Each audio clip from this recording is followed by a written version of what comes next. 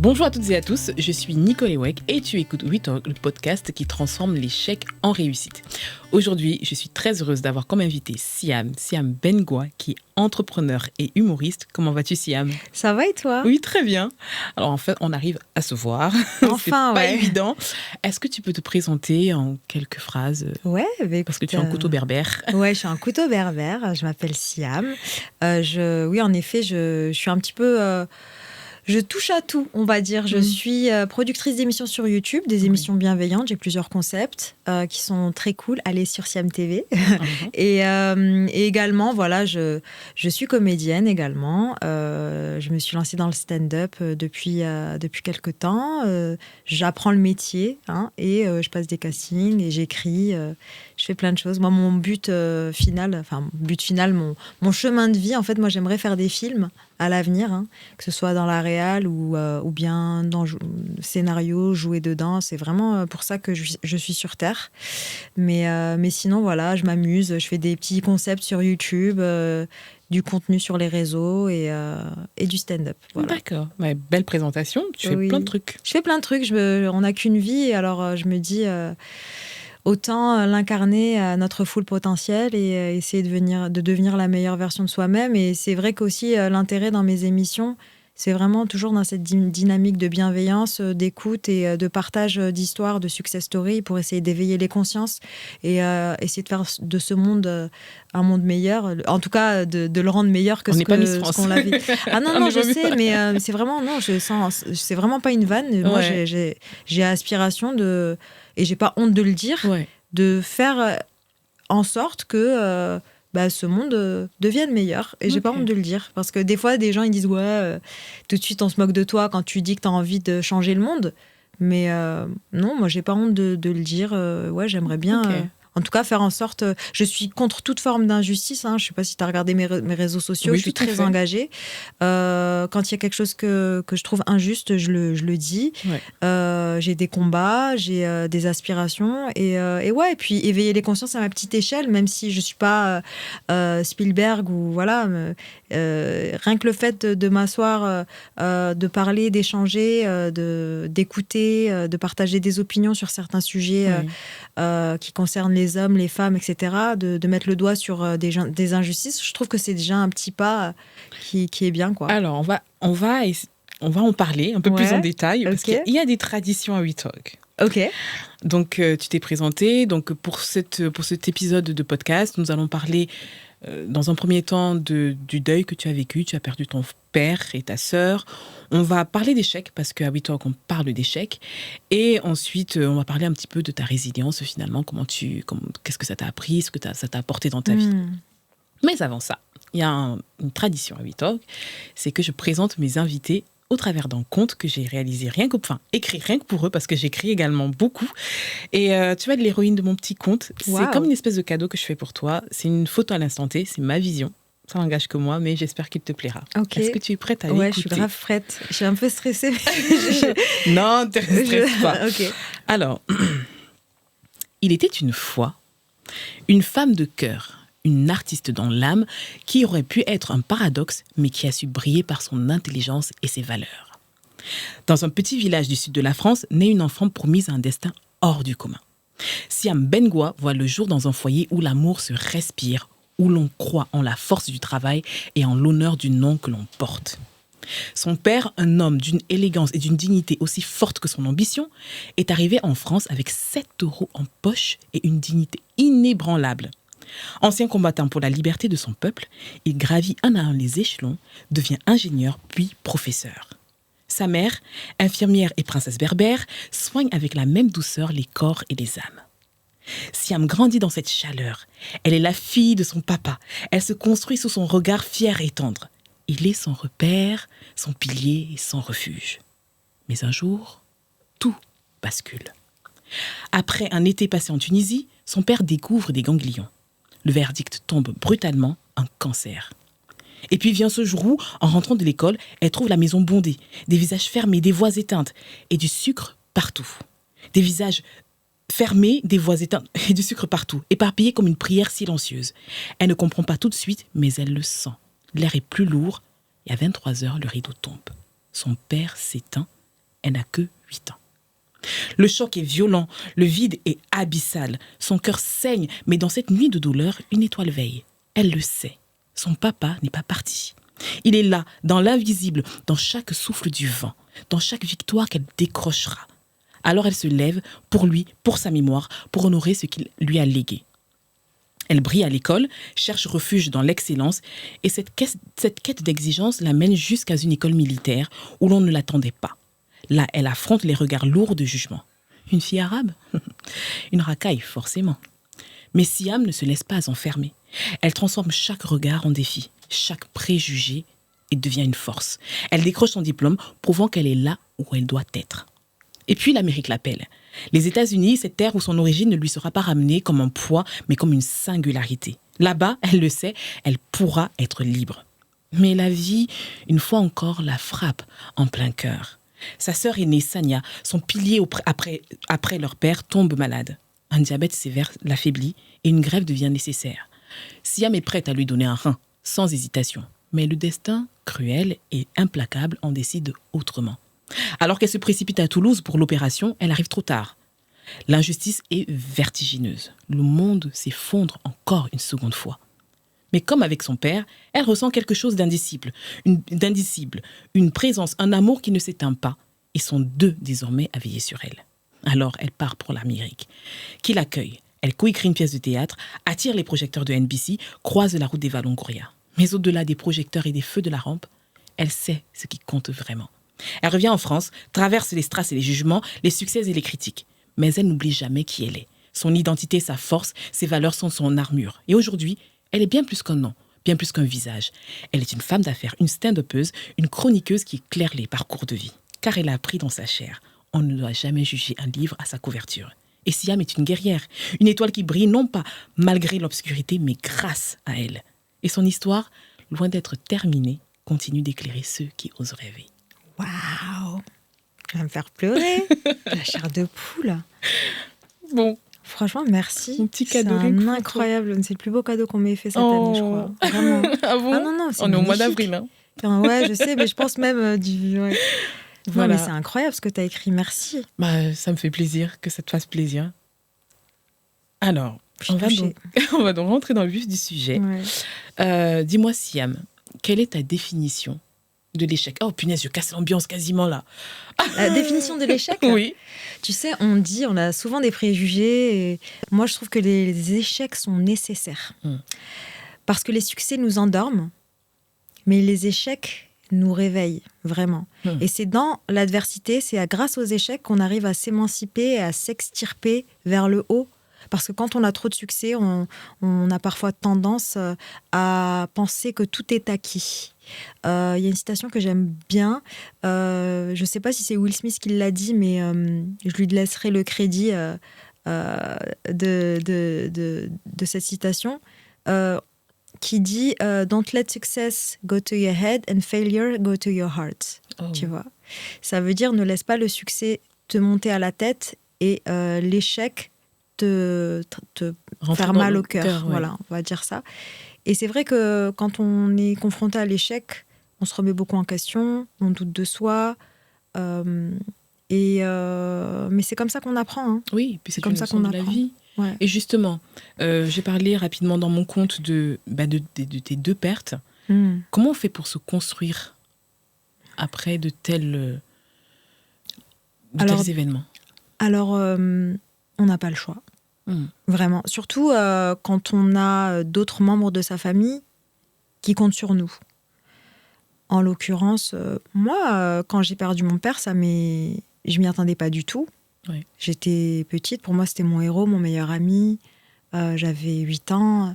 On m'a dit, première trahison, parce qu'on m'a dit, oui, t'inquiète pas, ton papa, il va guérir, ça va aller. Moi, je ne connaissais pas du tout ce qu'était cette maladie, le cancer. Il avait un cancer de l'œsophage. Il savait pas trop où le situer et tout. C'était très compliqué pour moi. Très compliqué parce que je l'ai vécu comme une injustice. Ouais. Et je me retrouvais seule dans ma chambre avec une petite boîte avec son parfum et je sentais, et je pleurais beaucoup, je pleurais.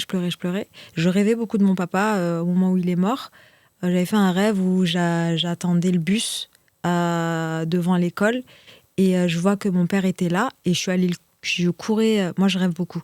Et je cours derrière mon papa et je lui dis papa, t'es là, t'es venu me chercher à l'école et tout, j'ai pas besoin de prendre le bus et tout.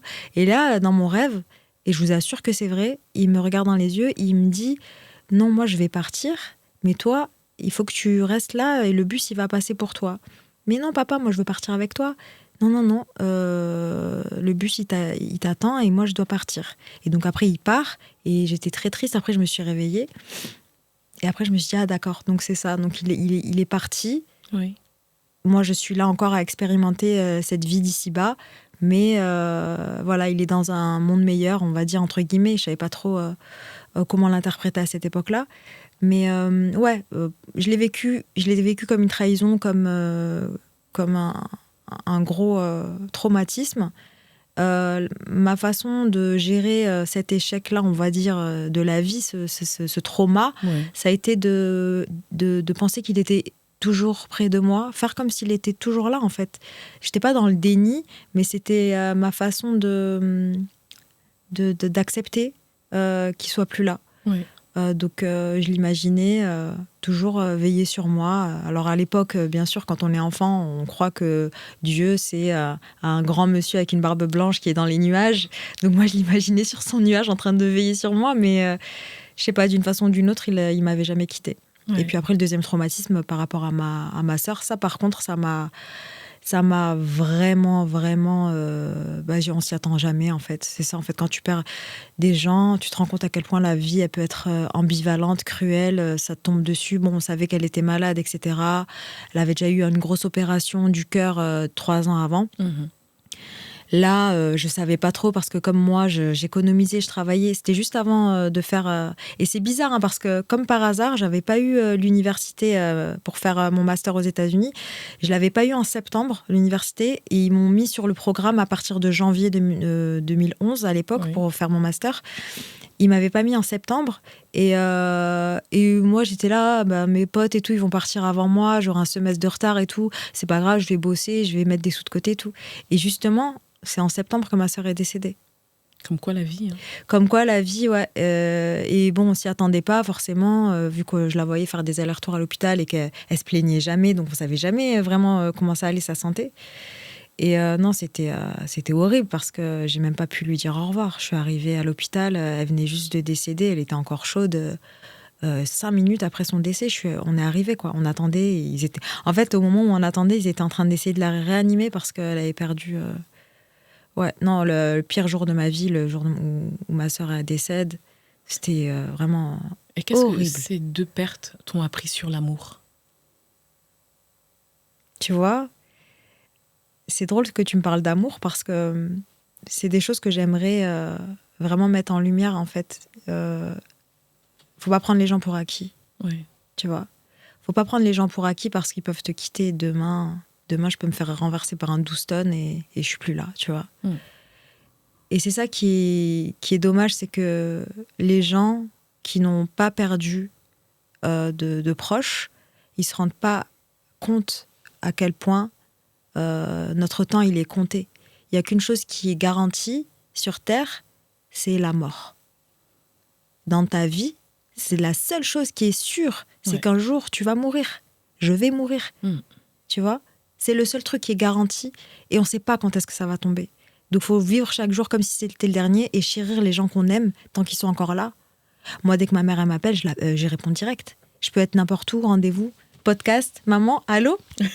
Désolée, Nicole, hein, c'est ma mère, tu vois ? Ouais. Ma mère, obligée. Parce que je ne sais pas, s'il faut, c'est la dernière fois que je l'aurai au téléphone. Ouais. Et ça, je le sais parce que j'ai perdu des gens. Ouais. Mais il y a des gens qui vont te prendre pour acquise. C'est vrai, quand on... C'est je dommage. sais pas maintenant quand mon père vont m'appeler, je vais décrocher direct. Ouais. J'ai encore la chance de les avoir, donc... Mais même, tu vois, là, on parle de nos parents, mais même dans ton couple, début de relation, tu l'aimes la personne, mais tu sais pas si tu veux être avec elle, etc. Mais tu as envie de lui dire à la personne, écoute, moi je t'aime, mais le jour où tu vas m'aimer, ça va être le jour où tu vas te rendre compte que je suis pas éternelle. Tu vois ? C'est ça qu'il faut leur dire. Mais après, il y a que... Non, mais il y a que quand tu as perdu quelqu'un de ta famille ou un proche ou un meilleur ami, ou vraiment, que là, tu peux comprendre cette dimension, en fait, En fait, c'est très paradoxal, la vie, c'est que c'est quand on n'a plus quelque chose ou quand on vit le pire, c'est à ce moment qu'on se rend compte de la chance de ce que l'on a, de ce que l'on possède. Et on se rend compte de la valeur d'un bienfait qu'à sa perte. Ouais. Et malheureusement, c'est comme ça qu'on apprend. C'est comme ça qu'on apprend, malheureusement. Est-ce qu'aujourd'hui, qu'est-ce que dirait ton père et ta sœur? Est-ce que s'il te regarde, et à mon avis, il te regarde, qu'est-ce que tu penses qu'il dirait de toi? Franchement, je pense qu'il serait fier de moi, en vrai. Ouais. Moi, je suis fière de la personne que je suis. Je sais qui je suis. Ouais. Ma mère, elle est fière, elle est contente. Mon père, il m'encouragerait. Et tu sais, des fois, je sais pas si tu as regardé la série Undone. Non. Sur Prime Video. Non. Je te la pitch. C'est une fille, en fait. En fait, toute sa famille, en fait, ils pensent qu'elle est schizophrène et tout ça, mais en fait, elle arrive à voir ce que les autres ne voient pas. Et elle a un gros accident de voiture. Et là, elle arrive à voir l'esprit de son père qui était décédé quand elle était jeune. Oui. Et donc, en fait, ils partent dans une quête de savoir pourquoi il était décédé à cette époque-là, parce que son père, c'était un gros scientifique qui arrive avec la pensée à se transmuter d'une timeline à une autre. Et en fait, il veut changer la réalité, trouver pourquoi il est décédé pour le undone, en fait, pour faire un saut quantique et revivre la vie qu'il aurait dû avoir sans qu'il ait eu cet accident.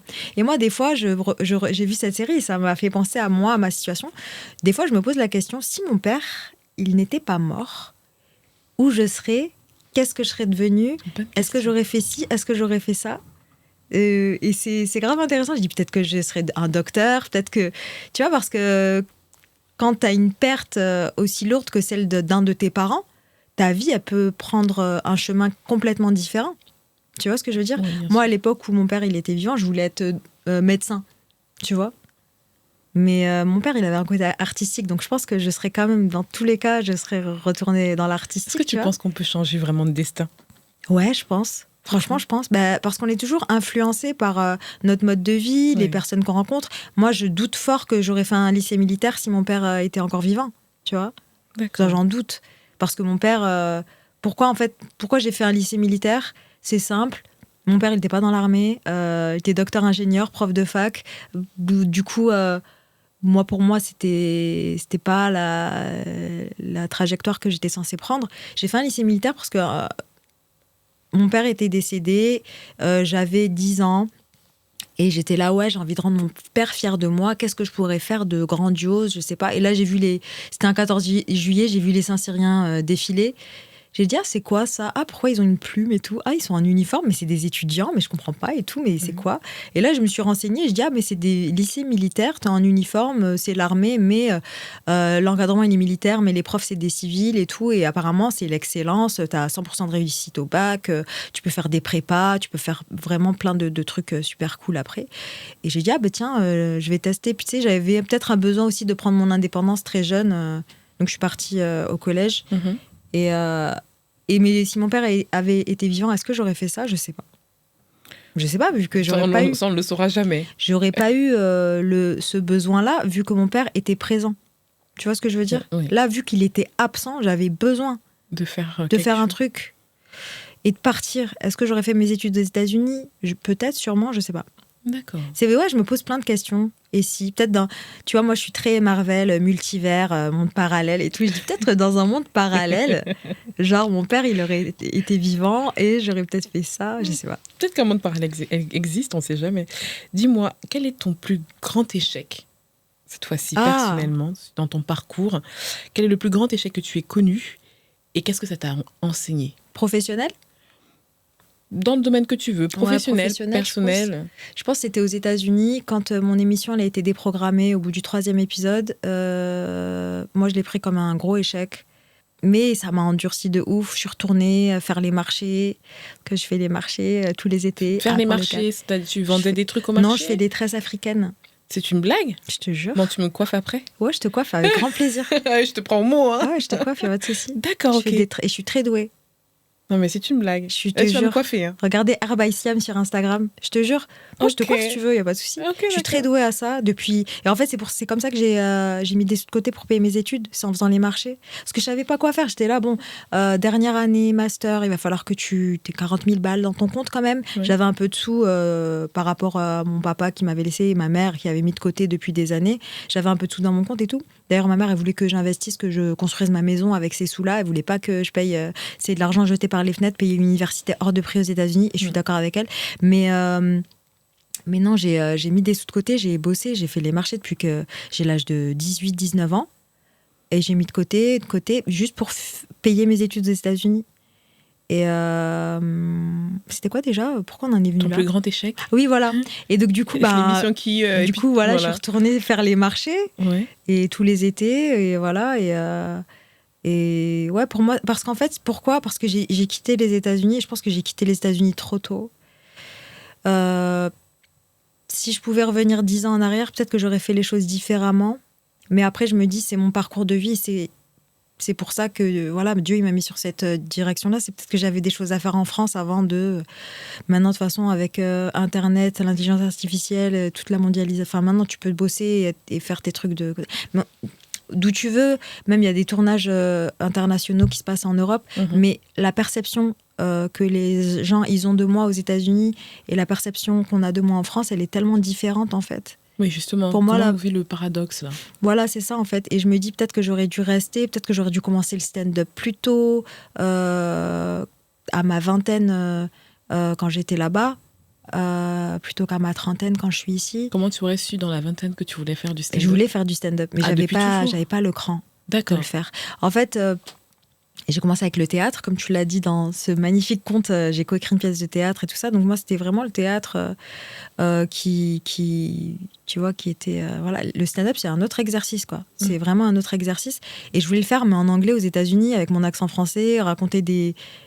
J'avais commencé à écrire des passages et tout, mais j'ai jamais eu le cran de monter sur scène, toute seule. D'accord. Stand-up toute seule, t'es seule face à toi-même et donc c'est un autre truc. Et là maintenant je vois que je m'épanouis dedans depuis quelques mois en vrai. Hein, je suis un bébé du stand-up, hein, je suis en plein apprentissage là. Je suis en centre de formation, Paname Comedy Club. Non, j'apprends franchement, j'écris, j'apprends. Et d'ailleurs, je me dis, si on veut te voir à l'œuvre, c'est au Paname tous les jours entre 16h et 17h. Ou Labo 15-16h, parce que moi, comme je m'entraîne. Et puis sinon, le soir, certains soirs à 23h. Et sinon, il y a d'autres petites scènes. Il faut me suivre sur les réseaux pour... je mettrai au fur et à mesure où est-ce que je joue. D'accord. Et donc, tu penses que cet échec-là, il a fait... Comment il a fait...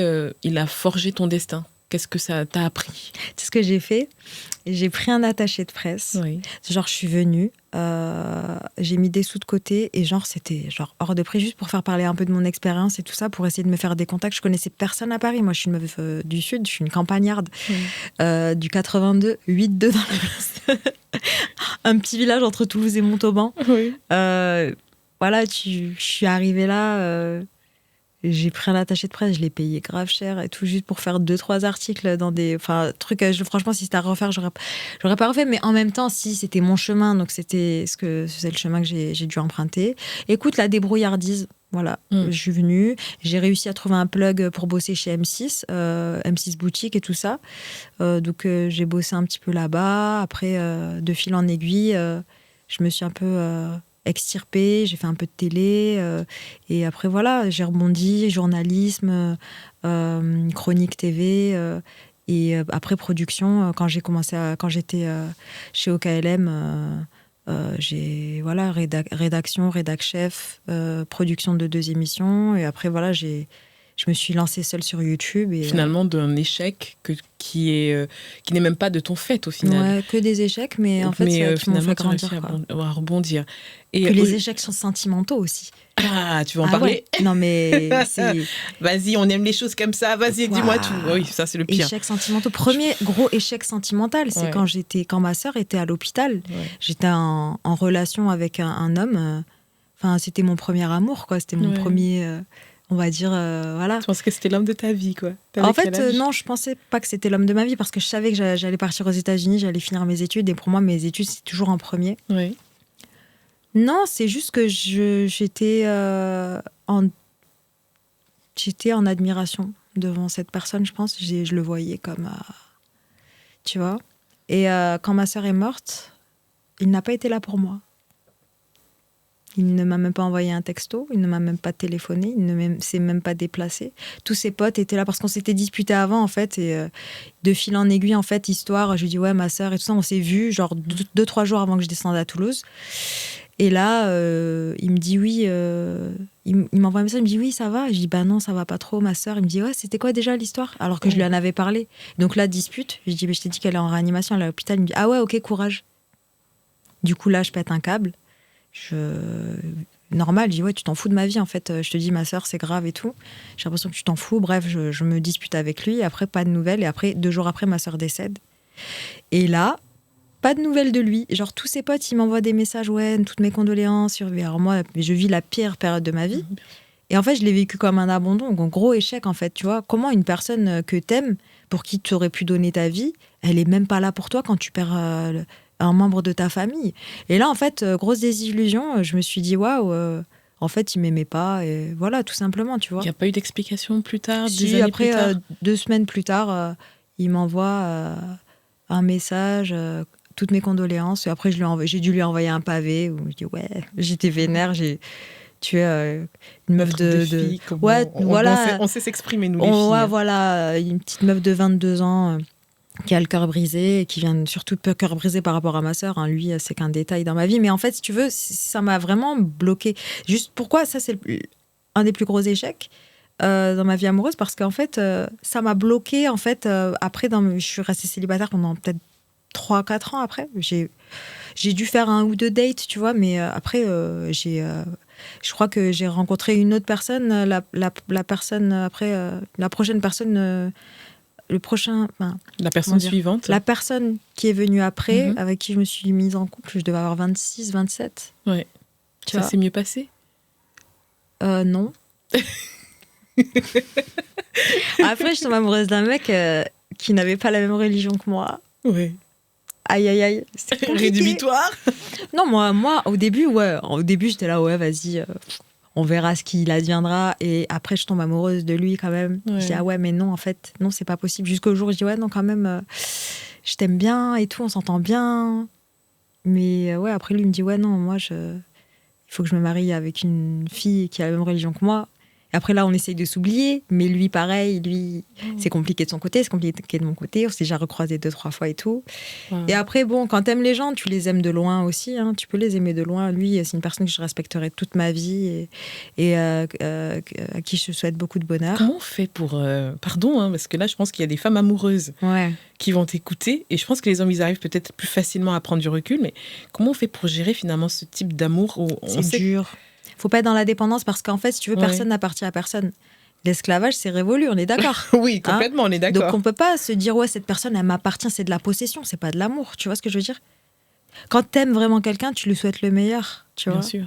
Et si le meilleur, il n'est pas avec toi, il faut accepter. Tu vois, dans tous les cas, c'est entre les mains de Dieu. Il faut avoir un petit peu cette présence d'esprit de se dire que des fois, il y a des gens qui arrivent dans ta vie pour t'apporter des leçons, comme des profs en fait. Et quand tu passes le niveau supérieur, tu changes de prof. Tu vois ce que je veux dire? C'est comme ça, faut l'accepter. Mais c'est pas facile. Non. C'est pas facile de trouver la bonne personne au bon moment qui est alignée avec toi. Tu vois? Et surtout, quand on date à 20 ans, on a peut-être moins peur par rapport à... Quand on date à la trentaine, c'est pas la même chose. On vit avec un bagage émotionnel. On a déjà eu des désillusions, on a déjà eu le cœur brisé, on a déjà eu des traumas, des blessures de rejet, d'abandon, etc. Donc arriver et trouver quelqu'un, on va toujours y aller où? À tâtons, tu vois. Alors que quand on a 20 ans, vas-y, tu sors, toi aussi, tu sors, vas-y, viens, on se met en couple et tout. Non, on est un peu plus rêveur, on a moins d'attentes, alors qu'à partir d'un certain âge, on commence à avoir des attentes parce qu'on sait qui on est. Puis surtout, on a peur d'être blessé. Oh oui, c'est bizarre. Que ce soit les hommes ou les femmes. Oui. Donc, faut essayer de jongler avec. Et pardon, pour les hommes, ils vont prendre une balle perdue, on les trouve quand même un peu moins résilients. Comment ça? un peu moins résilients. Eux, quand ils ont vécu des choses difficiles, ils sont plus... Je les trouve, en tout cas, sur l'âge adulte, en tout cas à partir d'une certaine tranche d'âge, plus fragiles, que je trouve, que les femmes. C'est-à-dire, les femmes ont vécu un truc difficile, mais elles seront prêtes à reprendre une vie de couple. Là où les hommes, quand ils ont été meurtris, ils sont beaucoup plus fragilisés, beaucoup plus... moins enclins à l'engagement. C'est vrai. Voilà. C'est complètement vrai. Pardon, mais... Non, mais je suis d'accord. Ils vont prendre une balle perdue. Non, je suis d'accord avec toi. Et c'est pas contre les hommes. C'est juste que... J'ai l'impression que la femme... Comment dire? Je sais pas. Elle est moins pragmatique que l'homme, en fait, tu vois. L'homme, il va beaucoup ressasser. Il va pas se projeter. Nous, on est toujours dans la projection. Et tu sais, en fait, il y a toujours deux choix, hein, quand tu vis une rupture. T'as le pardon ou l'oubli. Oui. Ou les deux. Et moi, en fait, si tu veux, je sais pas si c'est dû à mes expériences traumatiques et ça m'a rendu comme ça. Moi, je pardonne et j'oublie. Et en fait, des fois, et je te jure, hein, tu vas me prendre pour une folle, hein, j'étais sortie avec un mec en 2020 aux États-Unis et il m'avait fait une dinguerie horrible, mais horrible, hein, il m'avait... Enfin, genre, je pensais que ça se passait bien, etc. Et il m'a fait une dinguerie. Et je peux te jurer qu'après, quand je suis partie, il y a eu le Covid et tout, j'ai dû rentrer en France. Je te jure que je me rappelle même plus comment il s'appelle. Je pense que je suis un peu comme ça. Je te jure. En fait, si tu veux, tellement mon cerveau, il m'a conditionné à me protéger dès que je vois des trucs négatifs, etc. Il m'a mis dans une bulle. Genre, c'est carapace, armure. Et maintenant, je me rappelle même plus de comment il s'appelle. Tant mieux, il n'est pas dans ta vie. Tellement, mon cerveau, il m'a dit, oublie. Ouais. Tu vois, tu passes à autre chose, c'est bon, salam. Tu vois.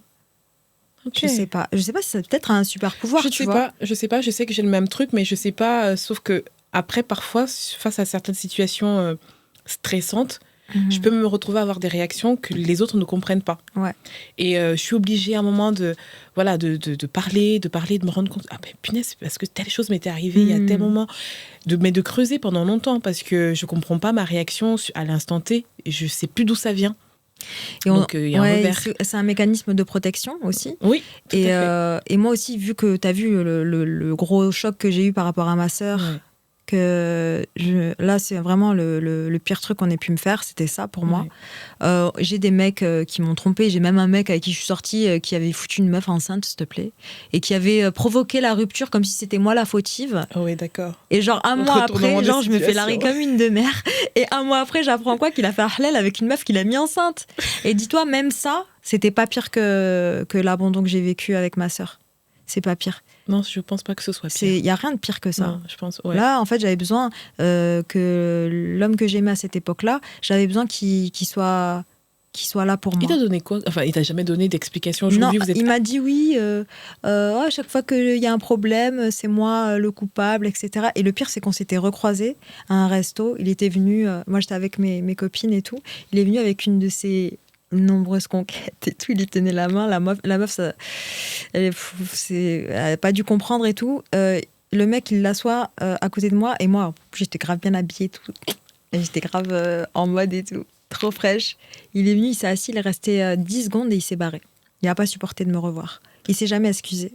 Est-ce que c'est juste, enfin, ça c'est la psychologie de comptoir, mais est-ce que c'est pas le genre de personne qui a du mal à gérer, tu sais, des situations de deuil, qui sait pas comment réagir, qui sait pas... Non, c'est un narcissique égocentrique, imbu de sa personne et mauvais comme la peste, et il a eu son karma. Wow. Franchement, non, il a eu son karma. J'espère qu'il va écouter. Non, et franchement, je te jure, je suis la meuf la plus pisse de l'univers. Ouais. Mais là, je lui souhaite pas du bon, et il a eu son karma. Mais bon... Mais justement, attends, on va rebondir. Ouais. C'est que je dis justement, on ne se fait pas tout seul. Ouais. Dans la vie, il y a des détracteurs, ceux qui nous poussent dans nos retranchements et qui nous font élargir notre zone de confort, ces zones de confort. Oui. Il y a une personne providence qui t'ouvre la porte là où personne d'autre ne l'aurait fait et qui a cru en toi, même quand tu doutes de toi. Et puis il y a des rencontres fortuites qui sont là, qui sont passagères ou pas dans nos vies et qui disent des choses, ils ne se rendent même pas compte à quel point ça peut nous marquer et peut-être changer, revoir notre manière de voir la vie. quelle est la pire situation? Mais je pense qu'on l'a déjà dit. Ton détracteur, c'est cette personne. Je pense, ouais, mais après, j'en suis reconnaissante d'avoir eu cette expérience. Tu sais pourquoi? Pourquoi? Parce que moi, je suis trop naïve de manière générale. Depuis que je suis petite, tu vois, moi, j'étais un petit peu l'adolescente un peu en surpoids, la bonne copine, etc., que tout le monde rejetait à l'école. Oui. Et en fait, comme une chenille, je me suis métamorphosée un petit peu. Je suis devenue la personne que je suis aujourd'hui, mais sans des gros traumas, des expériences de trahison. Je serais pas devenue la personne que je suis aujourd'hui. Et maintenant, j'arrive à sonder l'âme des gens, en fait. C'est-à-dire que si tu as une mauvaise idée, si tu as un mauvais fond, je vais le ressentir direct. Je sais pas si c'est un super pouvoir, mais je pense que tu sais, quand tu as des traumas, quand tu as des expériences comme ça, et l'humain aussi, le fait de travailler sur les marchés, etc., de rencontrer tout type de personnes, j'arrive à sonder, même des fois capter l'état d'esprit de la personne. Je le ressens de ouf, tu vois. Tu es une super empathie. Et je suis très empathique et tu sais, il y a des gens qui te déclenchent ça et je pense qu'il n'y a pas que les bonnes expériences qui te déclenchent ce genre de choses. Il faut connaître les ténèbres pour connaître la vraie joie. Oui. Tu vois ce que je veux dire? Sûr. Sans l'expérience des douleurs profondes, des abysses, etc., sans ce genre d'expérience, tu peux pas connaître la vraie joie, de savoir c'est quoi d'être heureux, en fait. Tu vois. D'en profiter au maximum. Ouais. Et d'en profiter au maximum, ouais, c'est ça. Et donc, en termes de rencontres fortuites, je t'expliquais, tu rencontres quelqu'un, vous discutez, ça peut être une personne que tu as encore dans ta vie ou pas, et qui dit un truc, ou une situation. Hein, et grâce à ça, ton chemin a peut-être pris un détour différent. Est-ce que tu as une personne comme ça, s'il fallait citer une personne ou une situation? Booba. Oui. Ouais, Booba, franchement, super rencontre. C'était vraiment une période... en fait, je pense que c'était une période où je venais de quitter la rédac de chez Public. Et je crois que son média, OKLM, recherchait des animatrices, etc. Mais moi, je voulais pas venir par la petite porte, en fait, pour postuler, etc. Vu que j'avais déjà fait plein de choses, que je produisais déjà des émissions, que j'avais déjà des concepts, que j'étais déjà en rédac, que j'écrivais des articles et tout ça, moi, je voulais rentrer chez OKLM par la grande porte. Du coup, je savais pas trop... je savais pas trop comment faire et tout. Et il me restait genre 1 mois de chômage ou 2 mois. Enfin, 1 mois de chômage et il fallait que je trouve un travail, sinon j'allais être dans la merde, quoi, parce qu'il faut payer le loyer, il faut payer les factures, etc. Et ma mère, elle me disait appelle Booba, mais appelle Booba. C'est genre pour elle, c'était genre mon pote d'aventure. Je le connaissais pas du tout à l'époque. Et comme je voulais postuler pour OKLM, elle me dit mais vas-y, appelle Booba. Elle me dit maman, je le connais pas. Mais envoie-lui un message. Mais pas du tout. Je lui ai envoyé un message sur Instagram. Il a répondu. Attends, je lui dis bonjour Monsieur Booba. Monsieur B2OBA. Bonjour Monsieur Booba. Écoutez, voilà, moi je produis des émissions. J'ai vu que vous cherchez des animatrices sur OKLM. J'écris également des articles. J'ai regardé votre site internet. Je pense qu'il y a 2-3 trucs qu'on pourrait améliorer. En gros, en fait, il fallait que je me rende indispensable. Et je dis voilà, j'ai des concepts d'émissions que je peux vous proposer pour votre média. Voilà, si cela vous intéresse, je reste disponible. Et j'avais de la chance parce qu'en fait, il avait déjà vu une de mes interviews parce qu'il a un pote, que j'avais interviewé un pote à lui sur ma chaîne YouTube. J'avais commencé à faire 2-3 émissions sur ma chaîne YouTube, mais je n'avais pas encore vraiment développé comme maintenant. Et je te jure, moi, après que ma mère m'a saoulée pour que je lui envoie le message, parce que je n'osais pas. Et je te jure, dans la seconde, il a ouvert mon message, il m'a répondu. Il devait être connecté, je sais pas. Dans la seconde, il m'a répondu. Il m'a dit ouais, j'ai eu de la chance. Et de là, il m'a dit écoutez, ouais, ça tombe bien. Il m'a vouvoyé et tout, grave respectueux, super sympa. Il m'a dit écoutez, je vais passer votre contact à mon associé. Nous, on est sur Paris semaine prochaine. On sera à tel endroit. Si vous voulez, on peut faire un rendez-vous, etc. Je te laisse voir avec Teddy, qui était son associé. Et du coup, j'ai téléphoné à Teddy. On s'est grave entendu, on est resté 1 heure au téléphone. J'ai dit ouais, je vois ça, j'ai un concept comme ça, en inside, truc, tout ça. Il m'a dit mais grave, t'as de bonnes idées et tout. Je lui ai envoyé des articles que j'avais écrits. Tu vois, en plus moi je suis bilingue, donc tout ce qui est news US, hip-hop, etc. Je peux tout traduire à la seconde et tout ça. Et de là en fait, il m'a dit voilà, nous on a besoin d'une personne pour gérer le site internet. Pour les articles, un genre de rédac chef. Ouais. Plus on a besoin de concepts d'émission, etc. Je dis vas-y, trop bien. Et donc, c'est de là, en fait, le tournant... deuxième fois. Pardon, Arnaud. Le tournant, il a été trop bien, quoi, tu vois. Alors, la personne providence, c'est la personne qui, à un moment, croise ton chemin, il se dit, ou elle se dit, je crois en la folie qu'elle a. Là où personne d'autre ne t'aurait ouvert la porte, elle le fait. À la fin, ça ne lui apporte pas grand-chose, mais de t'avoir aidé, hein, c'est la reconnaissance de t'avoir... c'est dire, ok, j'ai aidé quelqu'un, mais c'est quelqu'un qui t'ouvre la porte et qui change complètement le destin de ta vie. Alors, il y en a eu beaucoup sur mon passage, de gens qui m'ont tendu la main. Mais s'il fallait citer une personne. Une personne, vu qu'on est dans le présent et que moi j'aime bien être dans le présent, je dirais les gens qui m'aident actuellement par rapport au stand-up. J'ai Montoya du Juicy qui m'avait fait ma première scène du stand-up alors que j'avais jamais joué. Oui. Tu vois, il m'a dit vas-y, je te laisse ta chance, vas-y, viens jouer. Il y a Titouche du Paname aussi, qui est le directeur artistique du Paname. Je lui dis, je vous envoie une tape et tout. Bon, moi, je suis allée direct, oui, je veux jouer au Paname et tout, alors que je n'avais pas trop forcément. Je lui dis, oh non, il me dit, je lui dis, ouais, je vous envoie ma tape. Il me dit, non, vas-y, je veux pas voir ta tape, tu viens jouer à telle heure. Ah ouais, d'accord. Direct. Ouais. Et tu vois, et je trouve que c'est des gens, en fait, tu vois, quand tu parles avec eux, ils sentent ton énergie, ils sentent ta motivation, ton truc. Et ces gens comme ça, là, qui maintenant voient quelque chose en moi que peut-être certaines autres personnes ne voient pas. Et franchement, je leur en serai toujours reconnaissance. Il y a Nawel Madani aussi qui m'a donné plein de conseils et qui m'avait prise pour sa série. Ouais. J'ai un tout petit rôle. J'étais contente de l'avoir, même. Mais on commence d'abord petit pour arriver à plus grand. C'est de l'apprentissage et juste le fait de l'avoir bossé avec ses équipes, de voir et tout ça m'inspire de ouf. Oui. J'aime trop. Pour moi, c'est la meilleure Nawel, je te jure. Moi aussi, je le crois. Franchement, c'est une machine de guerre. Tu la vois sur scène, une machine de guerre. Ça m'inspire de ouf. Des personnes profitantes. Voilà, bon, bien évidemment, ma maman pour me soutenir dans ma folie, dans mes choix abyssales et risqués. Les gens qui me tendent la main au quotidien, mes amis qui me soutiennent, qui viennent me voir. J'ai des amis avec qui je fais des cours d'impro qui sont venus me voir 10-15 fois à mes débuts dans le stand-up, juste pour me soutenir, juste pour qu'il y ait des gens dans la salle qui me consolent, tu vois, parce qu'il n'y a pas toujours beaucoup de monde. Ok. Écoute, on leur dit merci à toutes ces personnes. Ouais, merci. Aujourd'hui, s'il fallait faire une punchline pour résumer ta vie. Ah ouais, une punchline. Oui, fais-moi rire, voilà. Genre, tu fais de l'humour et s'il fallait en une punchline résumer ta vie. À vaincre sans péril, on triomphe sans gloire. D'accord. Bon, c'est pas de moi, hein. Non. Corneille, tu m'excuseras. Copyright infringement. Mais je me dis à vaincre sans péril, on triomphe sans gloire. Et en fait, si tu veux, j'ai pas choisi la facilité. Certes, au début, on m'a connue dans des programmes de télévision, télé-réalité, etc. Mais on m'a reproposé.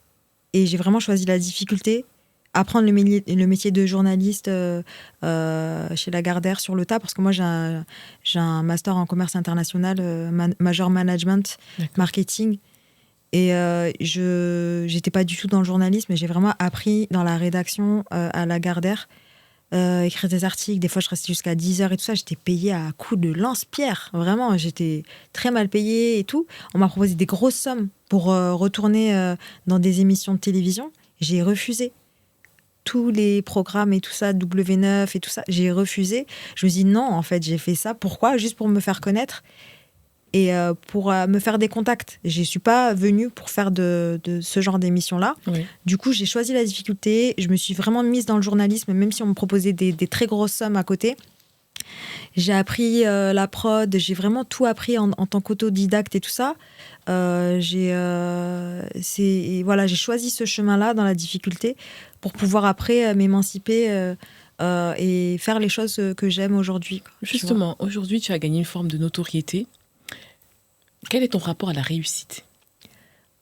Pour moi, j'ai un rapport très particulier à la réussite. La plupart du temps, les gens, ils pensent que la réussite, elle est déterminée par notre nombre d'acquisitions, les belles choses qu'on possède, l'opulence, l'ostentation. C'est pas du tout mon truc. Pour moi, réussir sa vie, c'est pas ça. Réussir ta vie, c'est de te transcender, de réaliser tous les objectifs que tu te mets, les objectifs que tu souhaites atteindre et faire le bien autour de toi. Pour moi, réussir sa vie, c'est rendre ce monde meilleur que ce qu'on l'a trouvé. Oui. Tu vois, je sais pas si ça fait du sens ou si je m'exprime correctement. En tout cas, on en revient un petit peu à ce que tu as dit au début. Ce que j'ai dit au début, mais toi, ouais. ton objectif, c'est rendre ce monde meilleur, en Ouais. tout cas à ton échelle, à ton Ouais. niveau. Voilà, et tu en reviens à ça. Moi, pour moi, le jour où j'aurai réussi ma vie, moi, je suis à 5%. Vraiment, là, pour moi, dans mon chemin évolution professionnelle et personnelle, je suis vraiment à 5%.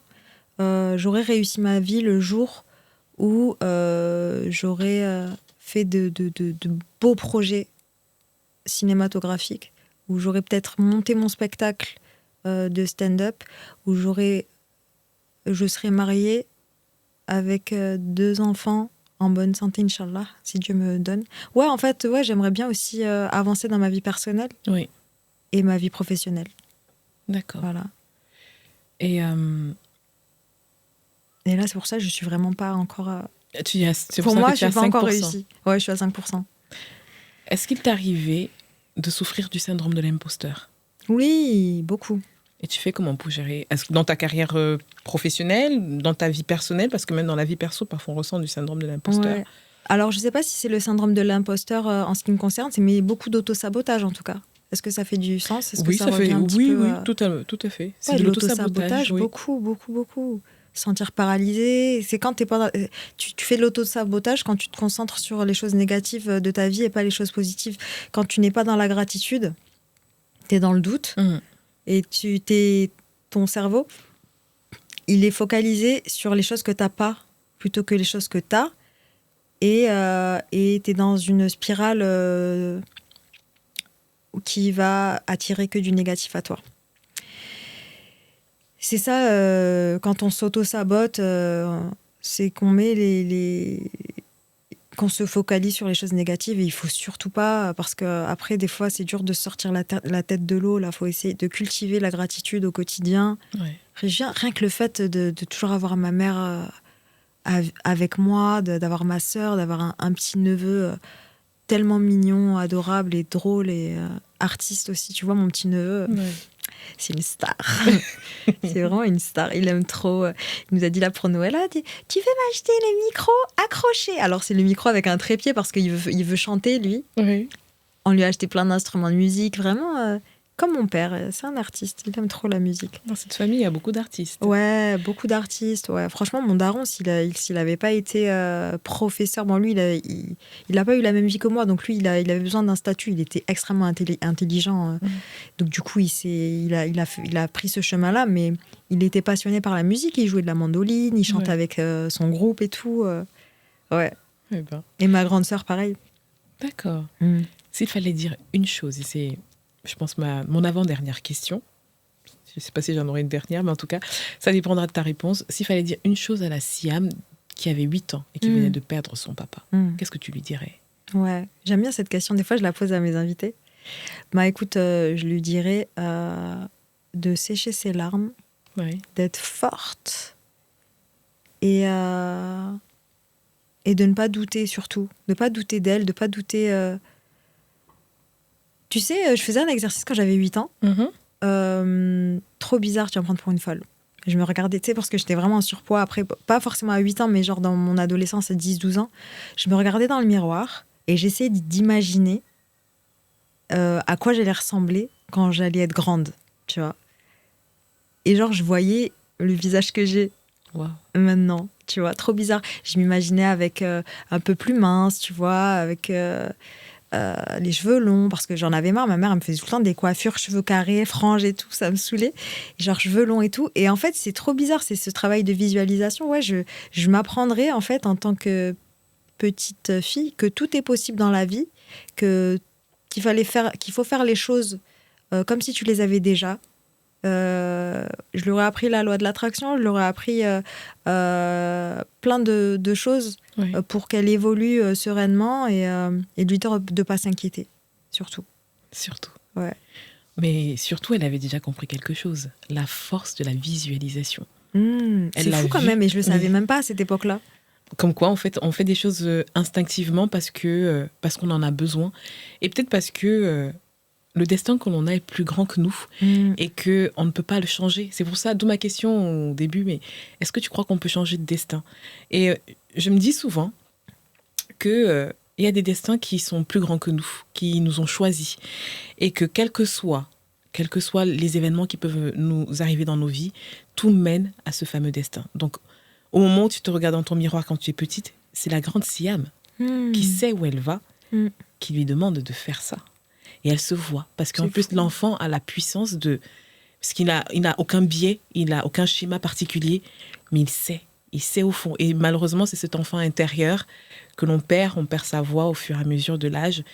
Et on doute souvent de lui, alors qu'au fond, il sait tout. J'ai lu un truc il n'y a pas longtemps sur, tu vois, les adultes et l'ego, le rapport avec l'ego. Oui. En fait, quand tu grandis, tu construis une chose qui s'appelle l'ego, et c'est pour protéger ton enfant intérieur. D'accord. Tu vois? Parce que les gens ont dit, ouais, il a un ego surdimensionné, mais c'est parce qu'en général, les gens qui ont vécu des gros traumatismes quand ils étaient gosses, tu vois, leur seul bouclier, leur seul moyen de protection, c'est d'avoir... Ah oui, je vois, je comprends. Créer l'ego, tu vois. Ouais. Après, j'essaye d'être le moins égotistical, je sais pas comment on dit en français. Égocentrique, voilà. Ouais. J'essaie de pas avoir d'ego et tout ça, mais quand même, faut se protéger, tu vois. Faut quand même se protéger parce qu'il y a des gens malveillants sur Terre, c'est réel, tu vois. Il y a vraiment des gens mauvais, malveillants. Mais après, moi, je laisse toujours le bénéfice du doute à tout le monde. Et comme je te l'ai dit tout à l'heure, j'arrive plus ou moins à sonder les personnes qui sont méchantes. C'est des personnes qui ont un profond trou dans leur cœur. Genre, ils sont très malheureux au fond, en fait. Tu vois ce que je veux dire? Oui, je comprends. Pour moi, les gens qui sont méchants gratos, c'est les gens qui sont juste super malheureux. Je les excuse pas, hein. Mais tu vois, par exemple, quand on se prend des réflexions ou quand on se prend des commentaires négatifs, etc., gratos, en général, c'est des gens qui sont pas bien dans leur vie, qui font même leurs propres insécurités sur les autres. Ça, et en plus, qui ont un quotidien tout pourri, quoi. Tu vois ce que je veux dire? Et c'est ça le truc qu'il faut comprendre, en fait. Parce qu'une personne qui va être de bonne humeur, elle n'a pas que ça à foutre de venir commenter ouais, c'est nul ce que tu fais. Ah, mais t'es grosse. Ah, mais t'es comme ci, t'es comme ça. Ils n'ont pas que ça à faire, les gens heureux. C'est certain. Tu vois ce que je veux dire? Non, je vois parfaitement. Ouais. Écoute, Siam, on est arrivé à la fin de cette interview. Je te remercie pour ton partage, ton authenticité, ta fraîcheur. Pour quelle raison on écouterait cet épisode? Allez, tease l'épisode. Mais écoutez cet épisode, parce que vous allez apprendre plein de choses sur moi et puis sur la vie et sur le fait de se faire confiance et d'avancer et de croire en ses rêves et de croire en son potentiel et d'être dans l'action. Et voilà, je sais pas si j'ai bien teasé du coup. En tout cas, tu as dit l'essentiel pour moi. Qu'est-ce qu'on peut dire de plus? Moi, j'ai pas grand-chose à dire. En tout cas, merci. Moi, juste pour écouter le conte du début qui a été écrit par cette grande poétesse Nicole. Merci. Non, et franchement, ça m'a grave touchée. En tout cas, merci. C'est un exercice que j'aime bien faire. Même toi, tu vois, t'es dans cette dynamique, genre tu arrives à toucher le cœur des gens comme ça, juste avec l'écriture, c'est fort. Tu vois? Ouais. Comme quoi, on est tous amenés on a tous un rôle sur Terre, tu vois. Ah, c'est certain. Chacun à son échelle. Hein. Je dis pas que je vais aller sur la Lune ou que je vais créer un truc de ouf, tu vois, mais tu vois ce que je veux dire, chacun à son échelle a un rôle à jouer. Tant que t'as eu ton épiphanie et t'as trouvé pourquoi t'es sur Terre, faut que tu le fasses et faut que tu le fasses bien. Voilà. Bon, il y a des gens, genre les adeptes d'Adolf Hitler, il ne faut pas qu'ils écoutent ce que je dis, sinon ça va les confronter dans leur folie. Mais non, mais essayer de faire le bien autour de soi, tu vois, c'est tout. Mais je pense que essayer de faire le bien autour de soi, c'est... En fait, ça te permet de vivre sereinement. Bien sûr. Voilà, et d'être à l'aise avec tout le monde, plus ou moins, en tout cas dans la mesure du possible. Ouais. En tout cas, merci beaucoup, Siam, pour ce moment. Nicole, merci pour ce qu'on a pu partager et... J'ai dit, je vais me tourner vers la caméra pour, en tout cas, remercier également tous les auditeurs de WeTalk, ceux qui ont écouté, les nouveaux, les anciens. En tout cas, merci de soutenir cette émission. Cet épisode est à retrouver, bien sûr, sur toutes les plateformes d'écoute de podcast, Deezer, Spotify, Apple, Podcast, YouTube, également pour la version filmée. Et bien sûr, rejoignez la communauté WeTalk sur Instagram, sur LinkedIn, sur TikTok. Portez-vous bien et à très bientôt. Bye bye.